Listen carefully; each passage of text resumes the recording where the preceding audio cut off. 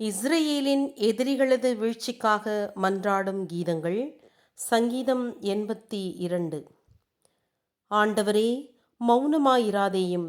இறைவனே, பேசாமல் இராதேயும். சும்மா இராதேயும். ஏனெனில் இதோ உம் எதிரிகள் குதித்தெழுகிறார்கள். உம்மை பகைக்கிறவர்கள் தலை தூக்குகிறார்கள். உம் மக்களுக்கு எதிராக சதி செய்கிறார்கள். நீர் பாதுகாப்பவருக்கு எதிராக ஆலோசனை செய்கிறார்கள். வாருங்கள், அவர்களை ஒழித்து விடுவோம். அவர்கள் இனமே இல்லாதபடி செய்து விடுவோம். இஸ்ராயேல் என்னும் பெயரையே ஒழித்து விடுவோம் என்கிறார்கள். உண்மையாகவே அவர்கள் ஒருமனப்பட்டு சதித்திட்டம் செய்கிறார்கள். உமக்கு எதிராக உடன்படிக்கை செய்து கொள்கிறார்கள்.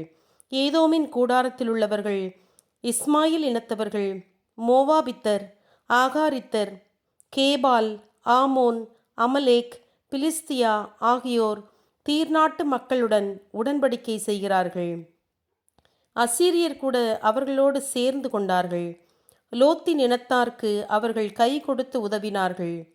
மாதியா நாட்டினருக்கும் சீசோன் நீரோடை அருகில் சீசராவுக்கும் யாபினுக்கும் அன்று நீர் செய்தது போல் செய்வீராக. இவர்கள் எந்தோரில் அழிவை அடைந்தனர். நிலத்துக்கு எருவாயினர். ஓரேப், சேப் இவர்களுக்கு நிகழ்ந்தது போல அவர்களுடைய தலைவர்களை அழித்துவிடும். சேபே, சல்மனாவுக்கு நிகழ்ந்தது போல அவர்களுடைய தளபதிகளுக்கு நிகழ்வதாக.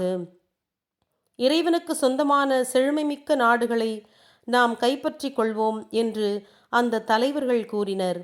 என் இறைவனே, அவர்களை சுழல் காற்றில் சிக்கிய துரும்பு போலாக்கிவிடும். காற்றில் பறக்கும் பதர் போலாக்கிவிடும். காட்டை எரித்துவிடும் நெருப்பு போலவும் மலைகளை எரித்துவிடும் தீ போலவும் நீர் அவர்களை உமது பெருங்காற்றினால் விரட்டியடியும். உம்முடைய புயல் காற்றினால் அவர்களை கலங்கடியும். மானக்கேட்டால் அவர்கள் முகம் கவிழச் செய்யும்.